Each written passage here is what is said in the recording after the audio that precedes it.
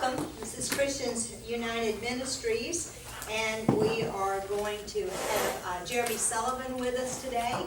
I'm delighted to say he's my son. Must put that in there because you'll be so proud that I have a son like this. When you hear all of what he's going to share with us today, he's going to instruct us on the basic tools of how to teach. And I need that. So I know that I've been encouraged just what little he's shared with me. And I'm just like, I was encouraged to tears that I'm so excited. It's a prayer answered for me. I don't need somebody to tell me I do class well or don't do class well. I want to improve in anything that I do. And so his instructions will be for whatever we teach. But I'm delighted he's here representing Christians United Ministries and helping us as a team today. So Jeremy is young, because I am, but he is my oldest son too. But he has trained the U.S. Army. I just want to let you know a little bit about why he's here teaching us something. So he's trained the U.S. Army and the Taiwan Army on communication, military communication systems. Jeremy is the only, hear that word please, only certified exact wear trainer in the state of Alabama. So you think, well, what is exact wear? It's not Tupperware, it's exact wear. And exact wear is what insurance agents and contractors use to determine value of a property. And so he is certified to teach that. And there would be many that could do that. But he's the only one, because it's not an easy course to pass. So he really has become the expert in that field and working toward that. He constantly trains real estate agents on how to improve customer service and book of business. And there's many more things I can tell you that he has taught and that he's certified and that he can do. And so I'm just pleased, I'm excited, I am proud to introduce my son, Jeremy Sullivan, to you today. And we're going to learn, aren't we? Yes. Thank you, Mama. My mom, everybody loves her. I do. Good. Yes, we do. So this, just like my mom says, I'm glad we started with prayer, because prayer is a big event in this whole course, so that works out well. So my mom did well on that, I think. But she always starts off prayer with everything, even when we were children or young adults. She'd started off, we just wanted to get out of there. She goes, no, let's pray about it first. So that's always a good thing. But anyway, so Mom and I were talking, and we were going over this book, and she was telling me things about the book and some changes and everything. So I just started throwing out ideas, and her and I were talking back and forth. And I started seeing some things that we can improve on, when we're instructors out in the field. And we would take something, we would sit around in a group like this, and we would discuss a class that we'd hold, and we would help each other improve it. And so that's what I did. There's nothing that there's anything wrong. I don't want anybody to think that at all. We're just trying to improve something. You guys as instructors know the book. I hope you know the book. I mean, it's a pretty big book.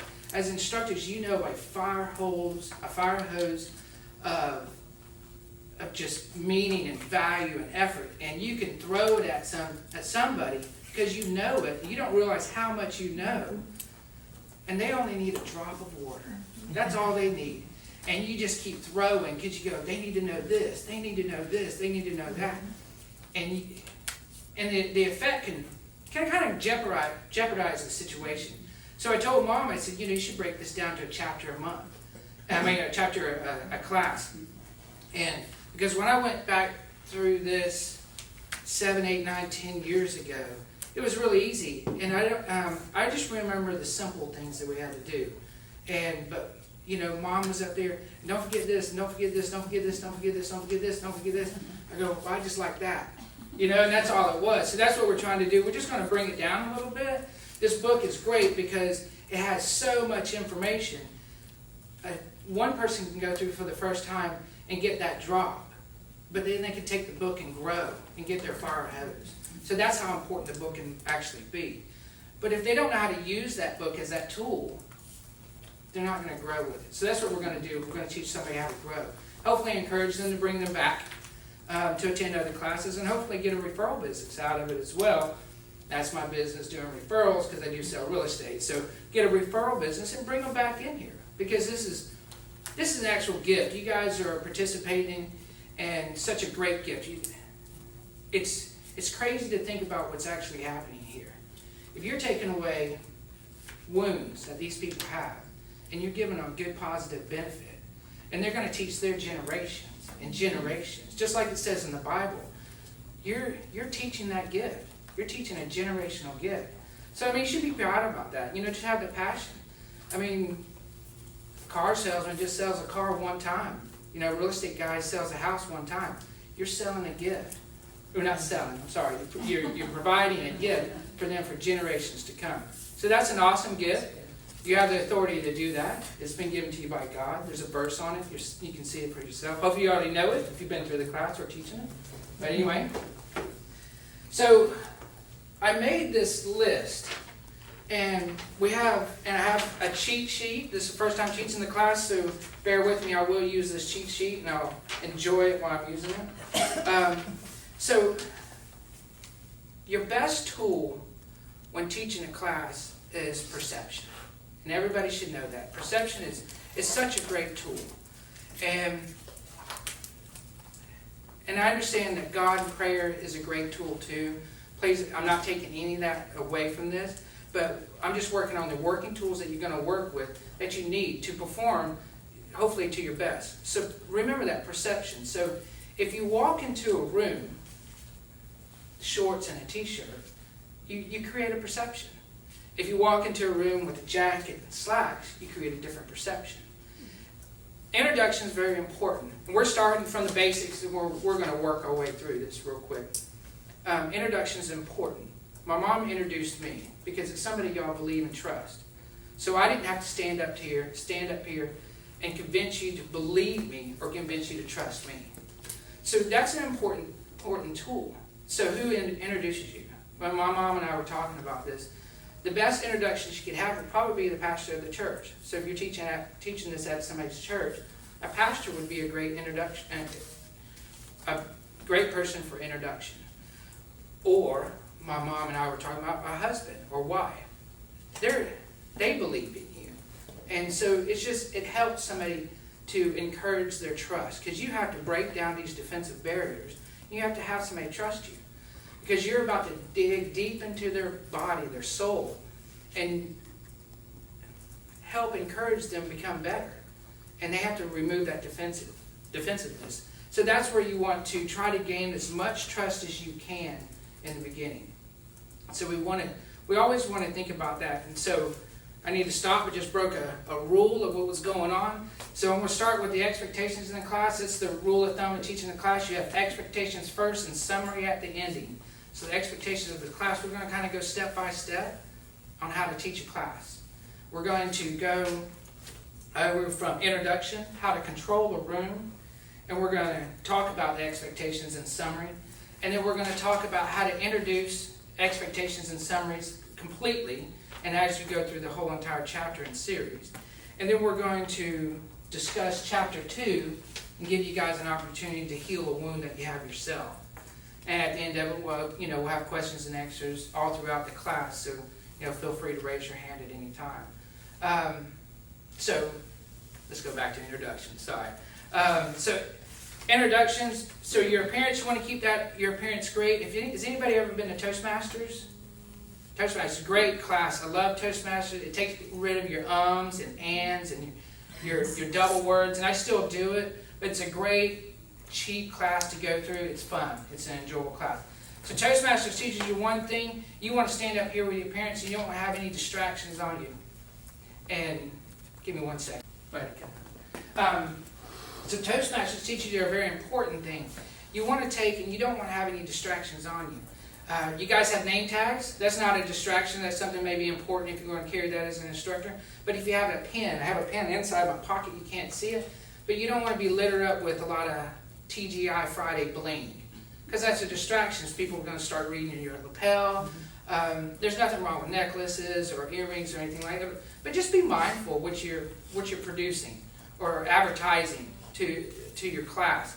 Yeah, I don't think we need to get into it so much if we're trying to manipulate red tie, blue tie, or anything like that, but let's just be a little bit mindful and create just a calm environment and just be friendly to someone, because that's your goal. Eye contact is always good with eye contact. Eye contact's really good. Just walk around, look at everybody. You don't have to have an intimate conversation with eye contact, but just a nice, cordial, just greeting is always good. And then control of the room. This is your room. This is where I say you have the authority to do anything you want. You have complete control. If you know somebody's fanning, that's a perfect opportunity to take care of some room. And then you just announce out loud, how can we control the environment of the room? Who's got control of that thermostat?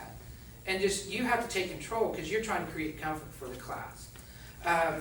There's an old salesman trick. There's no water in the room. Everybody's licking their lips, getting a little thirsty. And he goes, let me get you some water. And he walks out, and the staff has been waiting in the hallway for the water. And he comes in, and now he has ultimate authority. But he controls the room.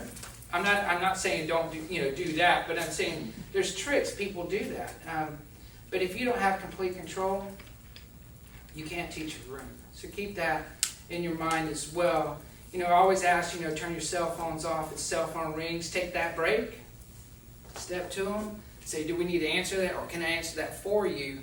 So you just want to remove the next person from doing that, because everybody will pull out their phone and go, oh boy, put it down. Or you can say, hey, anybody's phone rings, you owe me $50. And everybody will shut them off. So keep that in mind. And then always provide bathroom exposure, because that's important to a lot of people. And if you do leave the room, please, what door to use. And there's also an exit back there, just like in the safety manual. So anyway, so let's get down to the part of it. So setting up expectations is a valuable part, because you want to talk to the people and say, a person sitting there, they have no clue what's about to happen to them. They're coming for the class for the first time, or the second time, or the fifth time. And so they need an expectation of what's going on, just like you would do with children. You have to give them an expectation. If you climb that tree, you will break your arm. So you have to give them that expectation. Hopefully they won't climb the tree then. So here's what's going on with the class, and you discuss it. So I've broken this down. I'm going to read this over just once. I'll go over it in a minute, how to set up that expectations. But that's a valuable lesson for them. So every class, you want to start the class off with a proper introduction and giving a proper expectation. If you're in chapter 2, you'll talk more about chapter 2, but you will introduce every single chapter. Chapter 1, we have this. And I'll go over an expectation for example. Chapter 1, we did this, and then you can paraphrase and combine some of them together. But they have to know what the end goal is, because you're on a journey together. And so the expectation also reminds them what they have done in the previous classes, and it will remind and acknowledge what they need to do. And so, because we're in this as a group, not just a class here or a class there. And so please remember that. That's very valuable to the student, because they're sitting there, they can't read your mind. And a lot of times instructors will come in and go, hey, chapter 1, we're doing this, blah, blah, blah, blah. See you next week. And you're out the door. And they go, oh, that was good. Not sure what I'm going to do next. But so this is, you're bonding. You're becoming, you're coming together. So summary is just important as expectations. So you have a summary. So at the end of the class, you want to discuss what you discussed in that class, because that's very important, because you're going to go over a chapter, and a chapter has many paragraphs, and a paragraph has many sentences, and they remember this, this, and this, but you gave them 18 that's. So you have to kind of remember about the 18 that's, because when somebody's telling you something, they'll remember a few things, and it'll spark and it'll encourage, thinking. And you just got to remind them about the stuff they kind of heard.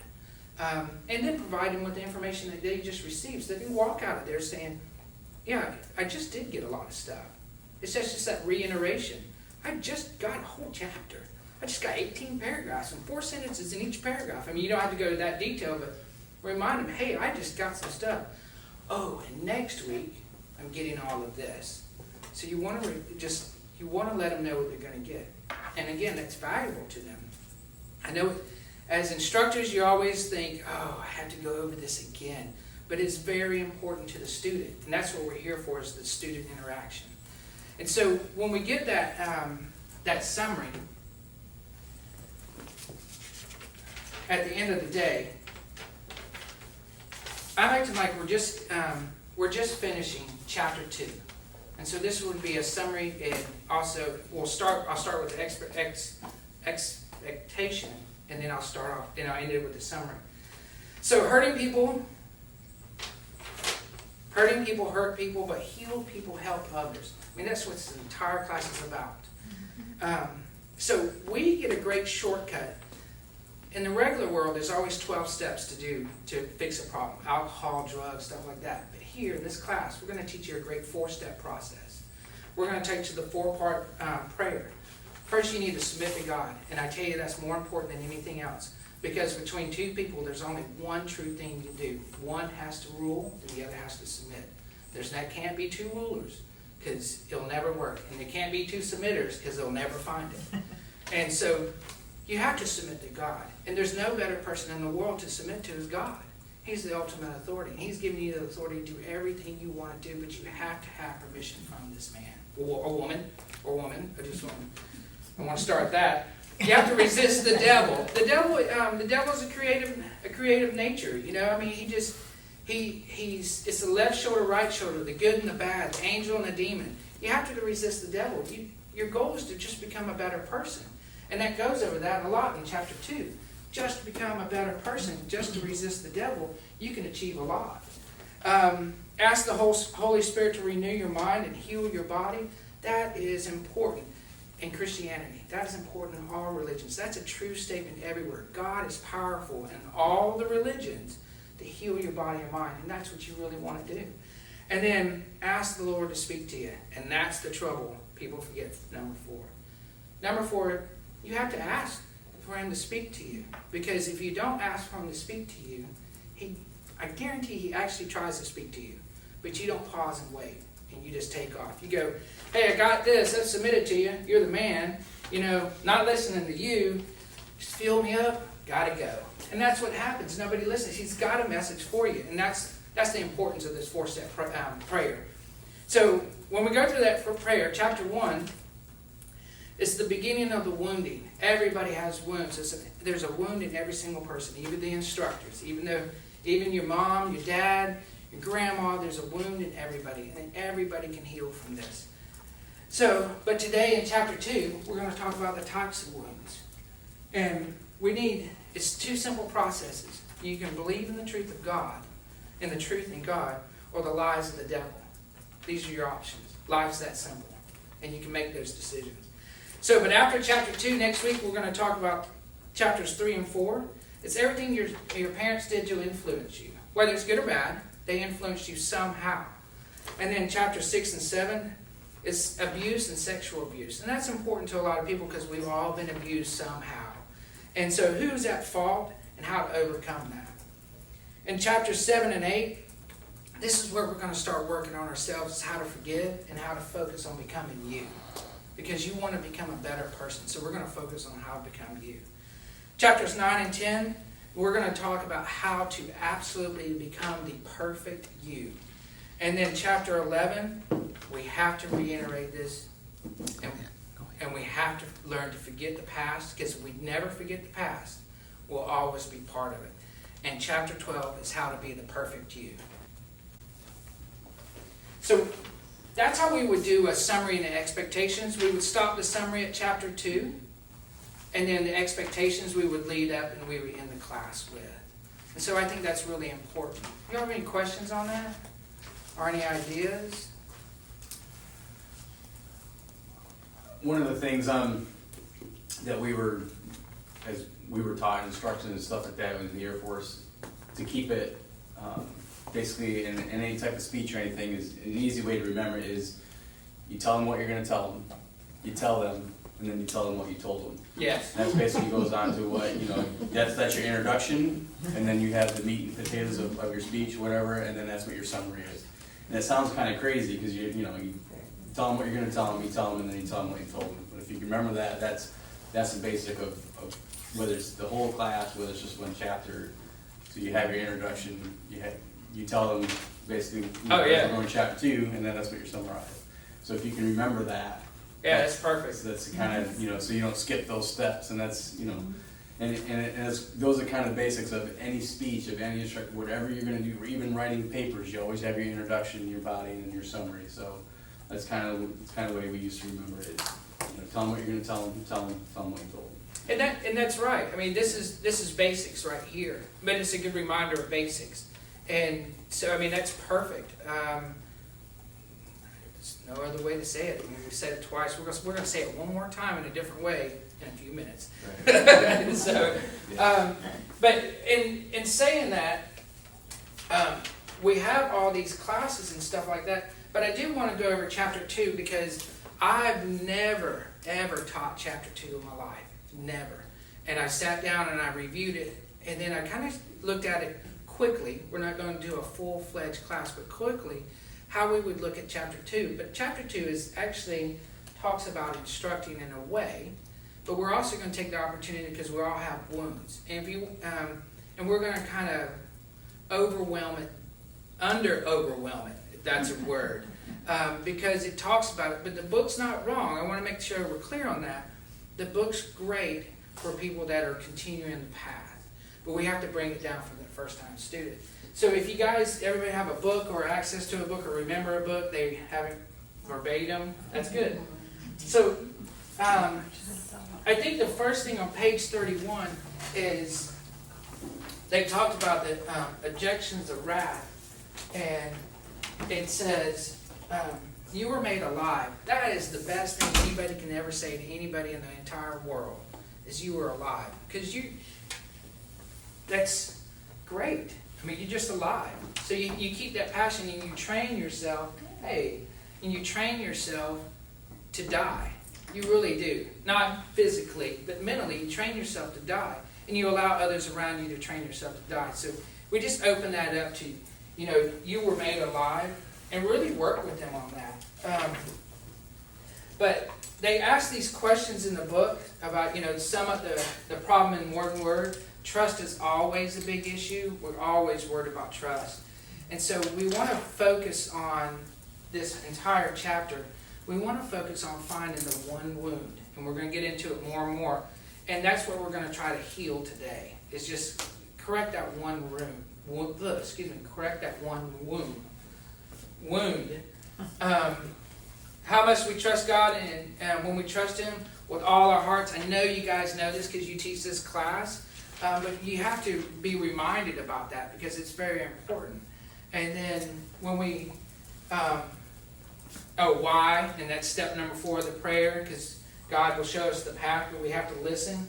And for God works in us, where must we acknowledge Him? In our hearts. So if we just take those basic steps, we can just achieve this whole entire class and just have the passion to do it. And so when we go through it and we look at all the sins that we have and everything, and we try to find that wound, we want to, I'm stepping out of teaching the book and talking to instructors now.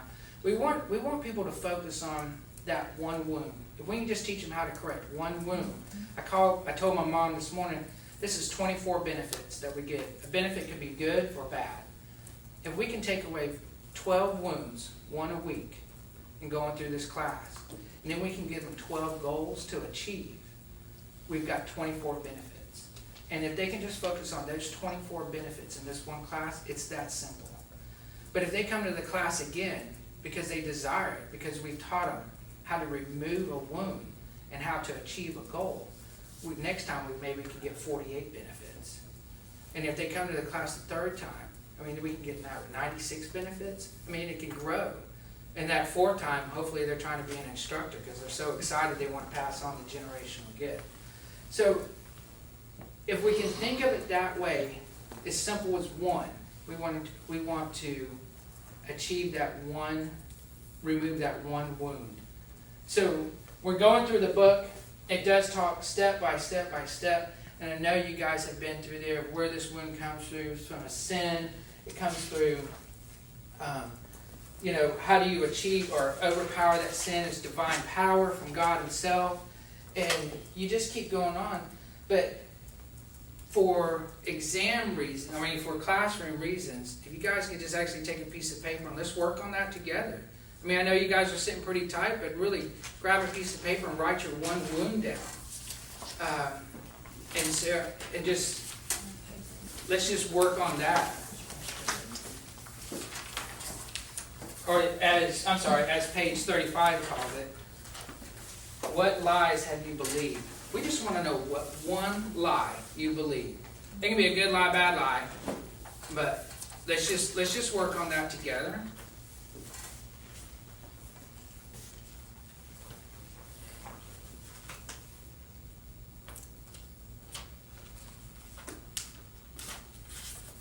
And then the book asks, do you struggle over and over to defeat a particular sin in your life? And it's that one. I just want to focus on that one. I'm asking you just to focus on that one. Do you struggle with it over and over? And you can walk this person through to fill out the piece of paper and ask them, do they struggle over and over? If they do, just write down yes or no. We're going to get this all the way out.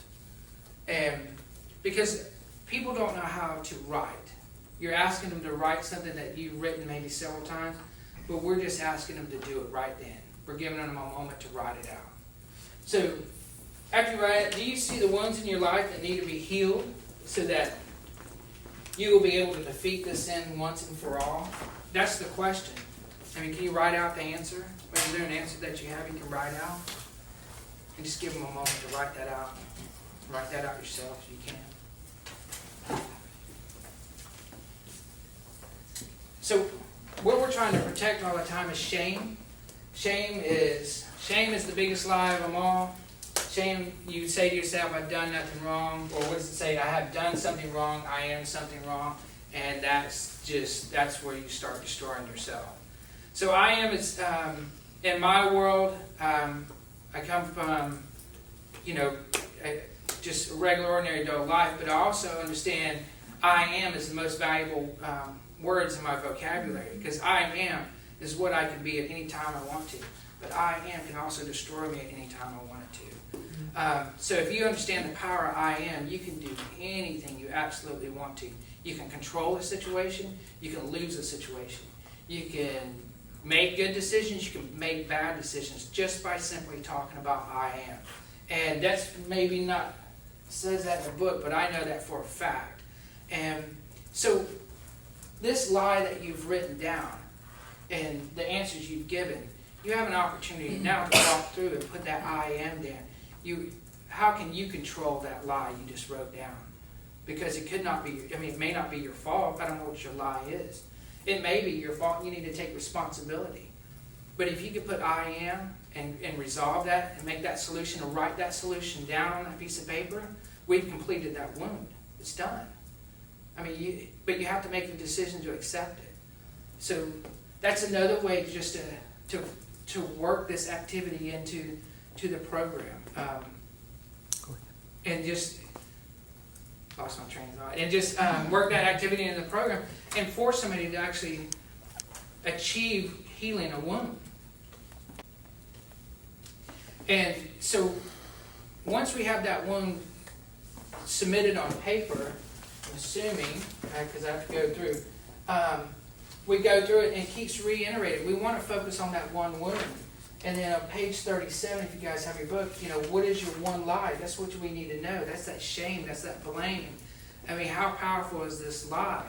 If we can correct this lie with your I am and overcome it, we have a victory. And if we have this victory, we can achieve the second one. And if we can achieve the second one, we can achieve the third one. So let's just keep focusing on this first one. So as you go to page 38, as you read this section about shame, what things come to mind? That same lie can be the same shame. What comes to mind? Is that something you could write down? If so, let's write it down now. Let's get this one just completely done. And you can write down some gibberish. It doesn't have to make sense to anybody that reads it, because no one will, because we're going to drop it in a shredder. And then the next one, did the Lord reveal areas in your life regardless of age, when you felt embarrassment or shame, not good enough to matter, not good enough no matter what. So to answer that question, we still deal with that one. I think I just read that all wrong, did I? Let me try it again. Did the Lord reveal areas in your life, regardless of age, when you felt embarrassed or shamed, not good enough no matter what? So if that, I'm lost on this. So if that pertains to that first lie that we spoke about, let's apply that. And we're going to try to heal that as well. And then this second group goes through about being in the womb. My favorite line in the whole, looking up all these verses, was in this Jeremiah. Before I formed you in the womb, I knew you. That's incredible, because that kind of proves that generational spirit, and that's what the gift you guys are working on, is getting that generational spirit to pass on. So I think that's impressive, because you're just passing that on more and more. And then he plans to give you hope and a future, and that's what's amazing. Is God's giving you hope and a future, but your I am, you have taken that away from yourself. So take the responsibility and just take control over your own thoughts. And so that's the way I see that. I mean, it may not be y'all's proper teaching or the way y'all taught it, but that's the way I see it. I'm an outside looking in. You can take this stuff, again, we're stepping over in structure talk. You guys can take it and manipulate it and improve it, destroy it, however you want to do it, whichever way you want to think. But it's just a out of the box thinking that we're going through.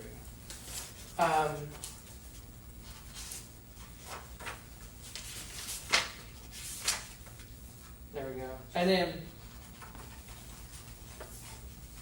so that lie, it asks on page 41, if you can take that one particular lie and look back in time, can you imagine where that lie comes from? And if you can really think about that and write that down, where that lie comes from, we can actually heal this a little bit more, because we can actually forgive that time frame and just completely remove it. And it asks, do you see that, I don't know how to say this, INUTERO? In utero. In utero? Yes. Well, I'd like to write it as before birth.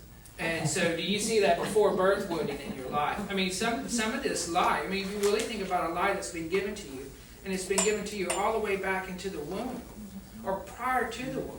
I mean, I look at, like I'm a father that made a child out of wedlock. What did we do to this poor daughter? Even though she's the best kid in the whole world, what did I actually do to her? Because I know I have to love her more. I know now I have to love her more, because she wasn't given a fair chance in the beginning. And I know I have to accept that. I am having to accept that myself. And so I do. I'm mindful of that. I think she's doing really good. I mean, I love her. She loves me, I think. No, she does. She really does. I swear she does. I make her write it down twice a day. Do you recognize any feelings of rejection or not being wanted? I mean, that lie could really hurt you. So if we're focusing on that lie, I mean, really, what does it do to you? Write that down. Let's just get this over with, and work with that. This book just keeps, I want to get to that part, right? This lie just keeps growing more and more every day that you hold it. But again, I think you guys, to have a passion to teach this class is phenomenal. To take the time to actually teach this class is great. And I go back to page 45, because I think this is the most impressive thing. You're about to give the gift, that generational gift. And I think that's just wonderful. And if you can help people understand that, the students understand that, if they can remove this wound and learn how to help themselves, which in turn will give a gift that keeps on giving through these generations, this is the best gift in the world. And so work on that lie that we've written down. Put it on paper, spell it all out. Do everything you need to do to get it completely off your chest, to remove it from your mind, because you're forgiven for it. You're forgiven for it. It says it in the Bible a whole bunch of times, so many times everybody can pick out their own scripture and talk about how much is forgiven. It's that easy. And that's what God wants you to do. I'm not the preacher, I assure you that, but I know that much just from simple teachings of my mom and other, people on TV and stuff like that. I'm just kidding about that. But no, seriously. But it's a generational gift, and I think that's the best part of it. And so when you come to it, the last page on page 48 I think it's a great time to talk about I am. Because page 48 talks about Exodus 3:14 through 15, and that expresses I am. And that is just an absolute power for any student to know that they have complete control to heal any wound. But you're going through this book and you're showing them step by step by step how to write it out and solve the problem. So we remove that one wound. That's very difficult to say today for some reason. And then the next one, Exodus 12:17. I love that. As soon as you complete that wound, you can celebrate, and then you can just remember the good memories. Just get rid of the bad wound. Just remember the good memories. Went to the playground, you got kicked in the leg and it broke your leg and you felt really bad about it. Remember playing first and laughing afterwards. Just forget about the broke leg part. So I wish it was that easy, unless you got a big scar, whatever. So that's really it on that chapter. But I think if you take if you take the wound and you give them an opportunity to now teach them, say, here, we removed this wound, and the shredder's here for the people, because I don't want anybody to see any of my wounds, because I got some ugly ones. So the shredder's here if you want to drop it in there, please do it. But here's an opportunity to give somebody a goal. What wound do you want to fix next week? We're going to talk about your mom. What wound will help you get over what you're feeling now? We fixed this one wound. Let's do another one. So think about it all week. So next week we are going to talk about your mom. If you're from the streets, we're going to talk about your mama. That's the way we put it. But anyway, so your mom has given you or has influenced you in your life, good and bad. All mamas do, good and bad. My mom's not perfect. It's not my fault. I want to say that. She was here first. But no, in all seriousness. But moms aren't perfect. Dads aren't perfect. And so we need to understand that. But our moms are great. Our dads are great. And then we also need to understand that as well. So there are influences of the good and the bad. But let's work on healing that wound. And you can actually talk, just the way you remove this wound, you can actually take your students through and heal the goal or create the goal. What do you want to achieve by what's it, class? Tuesday? Mm-hmm. Is it Tuesday? Yeah. What do you want to achieve by next Tuesday? And this is the amazing things about goals. Does anybody write down goals in real life? This is the amazing thing about goals. You just write them down and they will really happen. And you can write them down, throw them away, and they will really happen. Just as well as you will write down this lie and throw it away and it can really disappear. So a goal is important, and I love goals. I write goals a lot. That's why I became successful, and I know my success is strictly from goals. So you write down that goal, but a lot of people are told to write down goals. So let's go through the class and have them write down the goal. It's not in the book. This is bonus round in the class. Sit down. Just take out your piece of paper. We're not going to put this one in the shredder. I want you to write down one goal you want to complete by Tuesday.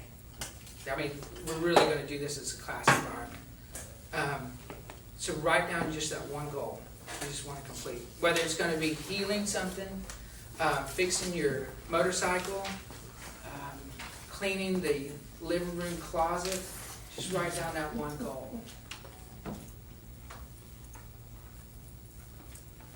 So after you write down that one goal, we're going to achieve it by next Tuesday, but could you achieve it a little bit faster? Do you have a day in mind you know you would achieve that goal? Because there's some procrastinators that will wait for 5:45 Tuesday and go, oh yeah, let me clean that. But is there a day you can achieve it faster? Like Saturday, you have the off day on Saturday. Can you achieve it by Saturday? And write down that day. And what tools are you going to need to achieve that goal? That's important, because we're giving you the tools to get rid of that wound. So we're going to give you a tool to achieve that goal, but it's your goal. So do you need a sledgehammer? Do you need a vacuum? Do you need just a simple pen? So remember this part. Next Tuesday, we're going to talk about influences of your mother. And bring your goal back. And just open it up. Don't look at it till then. Bring your goal back and see if you achieved your goal. So if you achieved your goal, you've taken one step of doing something good. And if you remove that wound, you've removed that wound. So that benefit, you've got two benefits out of just one simple class. We shed one bad and we added one good. So we're really 2 steps ahead. So it's really that simple. And if you can take this and apply it to the next thing, and the next thing, and the next thing, you absolutely just do everything you need to do. So that's the simple things about instructing a class. I like the way you said it, Mark. Say that again. Tell them what you're going to tell them. Tell them. Tell them what you told them. Tell them what you're going to tell them. Tell them. Tell them what you're going to tell them. Your summaries and expectations. And give them all the information they need to know how far the path is. How are you going to get down that journey? And please do an absolute better job of teaching chapter 2 than I did. So that would be easy enough. But that's it. That really is. If you have any questions, I'd love to answer them. I'd like to make a comment. Yes, ma'am. Thank you, Jeremy. That opened up a new way for me to look at this of like how them to focus on one thing. Mhm. Because when we come into the class, most of us, we have a trainload of baggage we're carrying with us, and it's overwhelming. And when you start looking at this, then your mind starts going here, here, here, and Yeah. here. But to get them to focus on just one thing and have them to walk that one thing all the way through to healing, then know that they can look at one more thing and go all the way through to healing. That was phenomenal. Thank you. Well, I take that. I'm amazed by you, how you heard anything doing this the whole time. That was impressive. There's no way you make it talk to me in type. Because I'm like, wait a minute. So no, I'm just kidding. No, thank you. But when I asked my mom, is there something I feel like I'm forgetting something. We always had that thing, because you're just like, oh, I can't wait for you to say that. No pressure. She does it just like that.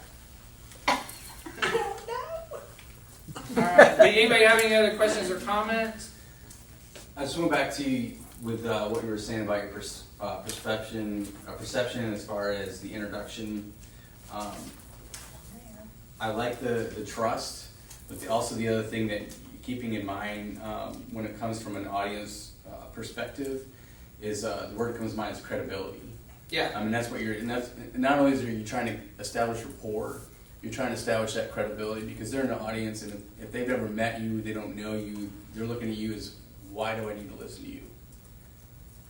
And that's what you're trying to, so when that introduction, and I like how you said, because I never thought of it before, about having the pastor or somebody who already has credibility with you, now you're giving that, okay, this is why, and that's why testimony is so important, right? I mean, if I had never met Jan before and I didn't know anything about the book and never heard her story, I don't know her. I don't know, why do I listen to you? Why? So that's kind of what that introduction is, and again, that perception when you get into speech classes and things like that, they tell you that your appearance, because as soon as you walk through the door, within that first 10, as you know as a salesman, right, they're sizing you up within that first 30 seconds. And like you said, it doesn't, you take those distractions away and you're building that credibility. If you come in and you've got the shorts, whatever, that borderline professional, unprofessional, you're losing that credibility already. So that's kind of what you're looking for in that introduction. It's very important because they've never met you before. And you've got 30 seconds to really make that first impression before you even get on stage, before you even start making that point of, this is why you should listen to me. And the other thing I wanted to mention, when you talk about those expectations, is another thing is as to bolstering your confidence. One of the ways that and I've seen a lot of people is like, well, I hope you get out of this class, or I hope, there's no hoping about it. You want to be that confidence of, no, this is what I want you to get. This is what you're going to get out of the class. And then it goes back to that credibility, is that I have the tools to help you to heal. And if you listen to me, this is what you're going to get out of class. Because at the end of the day, if you're just hoping, well, you know, just like in our prayer, well, I hope God hears me, right? No, God hears you, right? So that's one of the things to kind of make sure that as you're talking, try to avoid, you know, like just like the ums and the ahs, try to avoid that. Well, this is what I hope you get out of class. No, this is what we're going to get. This is what I want you to get out of class. So, there's some things that I wrote down. The introduction, I've said this in the past, and this is the best way I think about introduction. The president's probably the most powerful person in the United States. That's the perception. That's what he's supposed to be, no matter your political views. But he's the most powerful person in the whole world. I mean, actually the whole world. But he's introduced every single time. He never introduces himself. So that's how important introduction is. And so that, I guess kind of add on to that, because that's the best example, you know. Not you, besides yours, you know. I'll take it away. No, I'm just, but just brainstorming. yeah. I like you simplifying it, because we're breaking the curriculum down, and that's what we're working on, Jan and I.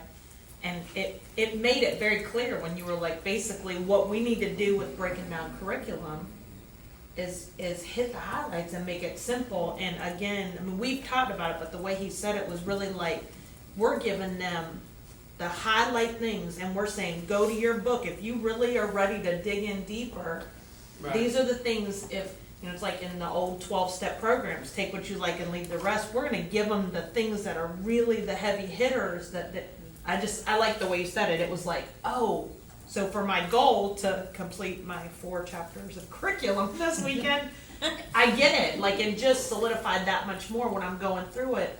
What are the heavy hitters that we give them and make them want more to go to the book for their homework? I like the way you said it. It makes sense. I had a speaker once tell me, and not me personally, he was in the audience, but he was talking right to me because he was really that good. But a lot of speakers talk about writing down your goals, but no speakers talk about writing the goals. And so that's where a lot of the students lost kind of a value out of it, because they didn't really, they're like, okay, I need to write down goals. Just like you would tell a child, clean your room. Okay, I'll clean my room. You know, they won't do it. You have to say, go clean your room, fold your bed, you know, stuff like that. So if you help somebody write down the wound and, walk them through it, to write, because I know there was a better way to walk them through it than I did it, you know, but if you help them walk through that wound, and if they can completely come to a conclusion of that wound and take that on a piece of paper and see it in writing and taking it to the shredder, it's gone. That wound is probably I say probably, that wound will be gone in my heart. And if you can do that with a goal, walk them through and walk them through that goal, simple goal, one thing, that's all we want, it's just one thing. Because if I can show you how to do that one thing, you can do it 12 times. So that's it. So that's how I look at it. I would just want to, talking about writing down, every time we write, we activate all 5 senses in our body. And so just like traumas become traumas because all 5 senses were hurt, then the opposite effect is every time we write something down that we're going to release, anyway, it becomes powerful in us. There's this statistic that says 47%, when you write something down, you have a better 47% chance to remember it. So even if it's writing something down that we're going to remember, I wrote it down and I put it through that shredder, then that affirms. So that's the reason we're going back to writing again. As Jeremy said, Mom, go back to writing in our classes, and shredding, because it was a powerful visual effect and all 5 senses are motivated. But Jeremy, I also want to say this. Oh, did I say that? And I'm going to get on to you, Tone. Jeremy. I didn't use both names, did I? Jeremy Bryan. I'm scared of you. I'm I want, if nothing else, to say that we can learn from each other. We totally can learn from each other. And Jeremy, you said something today that never hit me that I'm like grabbing, this is gonna run, but you said many things, but this one thing, I don't ever remember hearing anyone say it quite this way, maybe somebody does, but I don't. The generational, we teach the generational teaching, and when you said in there that we are giving a gift for the generation, so if I'm sitting in class going, I'm learning something I'm gonna pass down to better my family, my children, my life as a generational gift, because I'm learning about the curses, and we do mention the blessings, but that's a blessing, and I want to make sure the students, we hear that in class. I just thank you for that. I've never looked at that, this teaching is a generational gift, because it is. And so thank you. From your mama's heart. My mama.